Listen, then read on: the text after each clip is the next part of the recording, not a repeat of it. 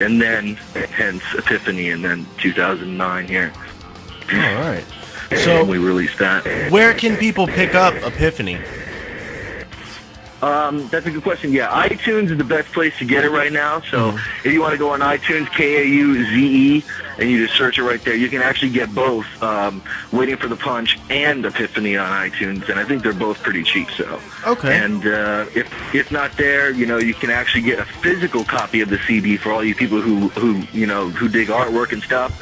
The artwork on Epiphany is pretty happening. It's pretty baller. I'm pretty happy with it. Who did the artwork? I mean, if anybody's into that, my friend Tom Denny. He worked with such bands like the Mirror Kiss and Chelsea and stuff like that. And he's just a fantastic abstract artist, man. I mean, he's just got such an original style, and just what I can relate it to best is like what drew me to it was like it looked like. Sepultura Arise, that like old school feel and stuff like that, with the claw city of the crabs and stuff like that, but just done so artistically, But I mean, he just did it in such a way with what his design is, and pretty much what that cover art means was that it's like there's a king sitting on a throne of snakes, pretty much, and he's like beholding a white light in front of him. And it's actually the king's realizing his own mistake, that the king who thinks he's perfect is not perfect. And that's the meaning of Epiphany. He's having that epiphany, and that's why the album's called Epiphany. So the king who thinks he's perfect is having his own mistake and beholding his own epiphany. All right, that sounds good. Pretty happy. So where are some places that, what is the website? How can people follow, what everything you guys are doing?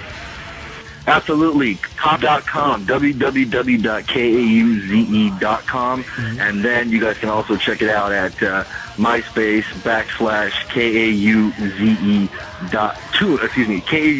Tunes, Tunes, like iTunes, Kauze Tunes, MySpace. So those are the two best ways to keep up with us.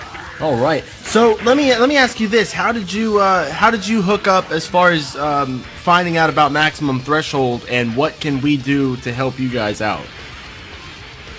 Oh man, you guys are doing enough, man. Just you guys have been playing our songs here for about a couple of days now, about a week, and I really appreciate it. And I mean, just getting the word out there, and and people just go out and buy the CD, and we're in town.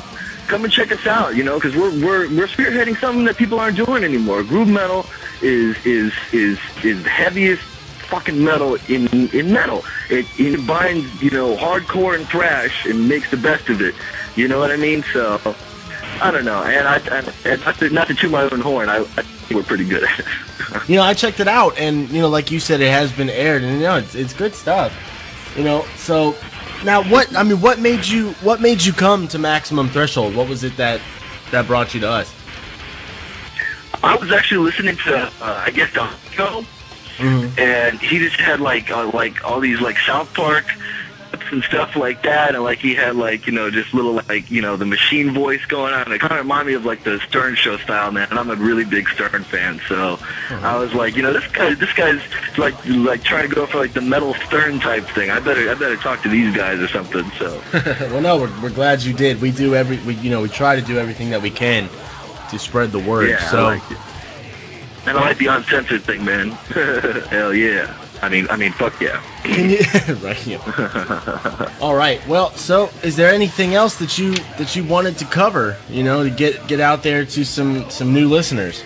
Yeah, everybody just keep their eyes open for the Kings of Groove Metal tour coming up here this summer, and also keep it ready for next year, because we're doing a whole album next year. So it's going to be called The Rise to Power. And I know a lot of people say you shouldn't release an album name or concept or something like this when you just released a record. I don't give a fuck. But this record is a statement. And just like Epiphany, it's not any derivative from it, but it's a whole new chapter is what it is, and it's kind of a whole new take on Kauze. So I'm really proud with the new material, and when we're jamming it, it's like there's fire in the room.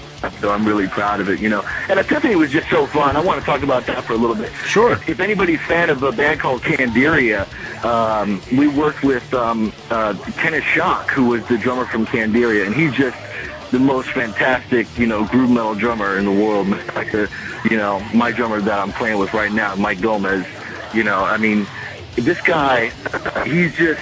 I don't know if you're familiar with Candiria, but they were on Century Media Records, and they've just done a whole lot. And he just, brought a lot to the genre of experimental groove metal. So it was kind of weird when I was preparing the music with myself, my guitar player. When we went in the studio, and we were like, yeah, make a drum part to these riffs and stuff.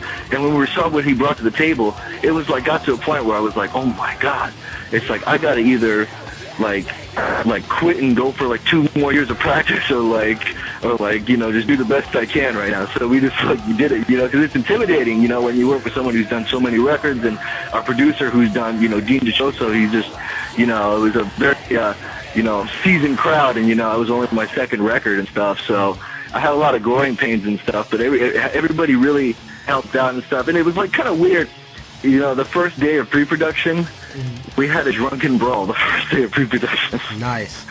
Yeah, right? That's pretty metal.